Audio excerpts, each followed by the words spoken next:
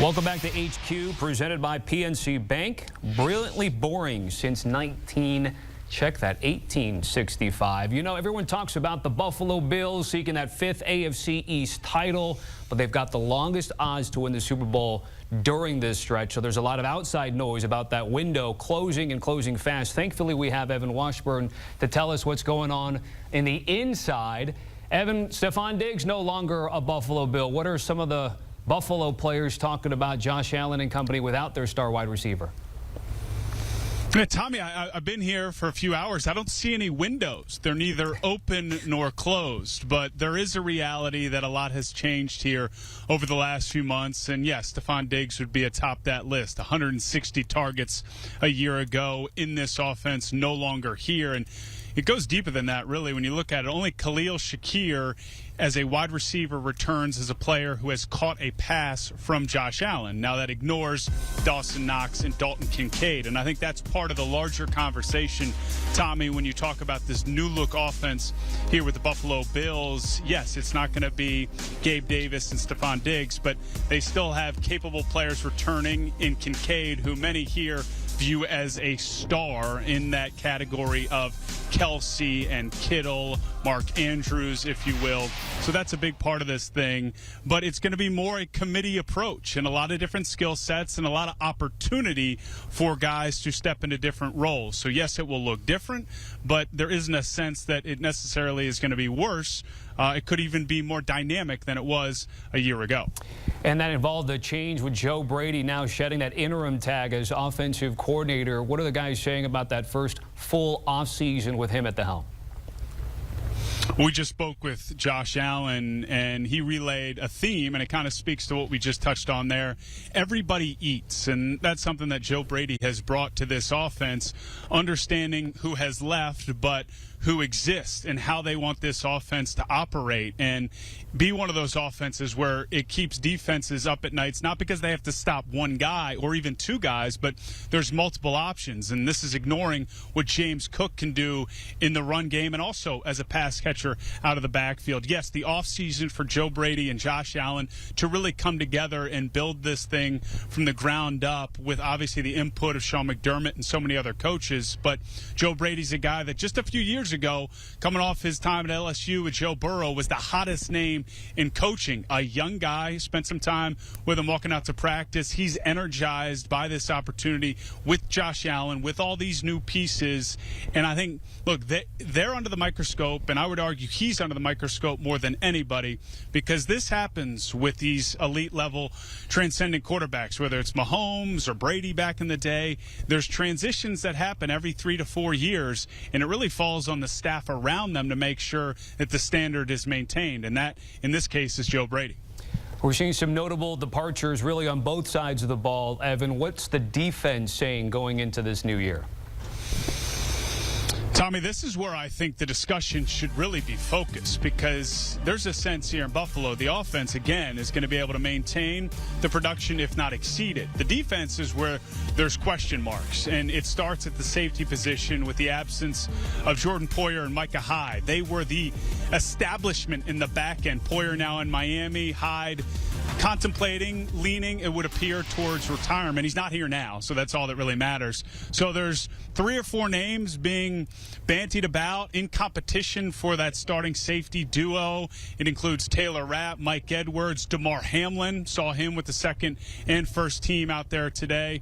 So that communication, that leadership in the back end would be concerning for anybody. And I think if they look at things honestly, the defense, again, under the direction of Bobby Babich and obviously Sean McDermott as well, there's a lot happening on that side of the ball. They're going to lean on what they can do up front and, more importantly, at the interior with Matt Milano back healthy. We heard this week from Brandon Beane having to go to bat to defend his franchise quarterback in Josh Allen. This is a team, as you've covered for many years, that have championship aspirations. Again, what are your thoughts about this particular team being a contender amongst the AFC elite? I often think, Tommy, when I come to these training camp visits, it's a vibe check. And I also try to identify maybe a theme or a word to describe where this team or this organization is right now. And when thinking about Buffalo, the word that comes to mind is mystery. And mysteries are exciting. We like mystery novels, movies. They can also be scary. And that's where I think I fall with Buffalo right now. I think as we've laid out here, there's versions of this that are new and improved, if you will, a better version of what we saw the last couple of years, where this team really, look, won a ton of games, just didn't win the ones that mattered down the stretch. But there's also a version where there's a step back because of all this change. I think right now it's obviously too early to tell. I think the odds are probably where they should be with this group. I think they're the class of this division until it's taken from them. But this year will provide question up until week 1, maybe even week 4, till we really know the answer to this mystery.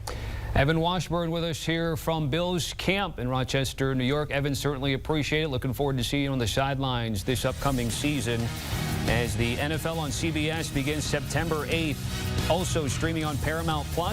Evan will once again be paired with Ian Eagle and Charles Davis every Sunday this year.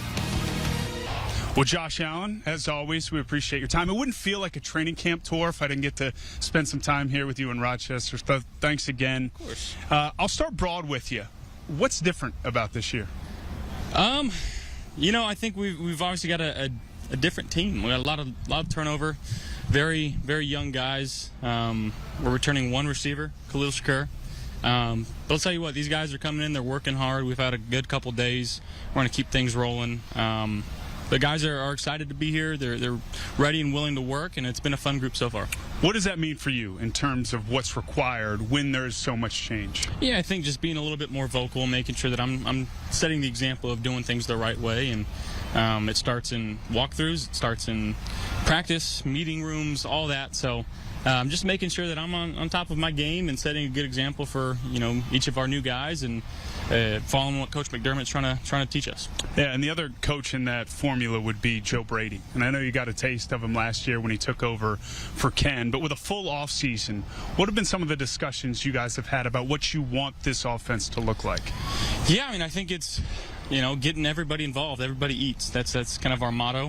Whether it's in the run game, guys going down and doing their jobs, receivers blocking safety so running backs can get on corners, guys running clear out routes so guys can be open and catch the ball and score. So it's going to take everybody. It's a team ordeal. We're communicating well on the offensive line front right now and got a good thing going there. But just a lot of youth that are ready and able to go make some plays for us. I mean, you're still a young guy, but year 7 is exciting to be at this place where there's more asked of you, maybe not so much in the playmaking side of things, but you've got to kind of help these guys along in a different way. Yeah, I think it's a natural progression, though, of my career, and it's another step that I need to take and continue to keep getting better and bringing guys along with me. So, our only goal right now is to win a Super Bowl, but it starts right now in training camp, making sure we're doing, the Super Bowl caliber things that we keep preaching, and that's what we're trying to do.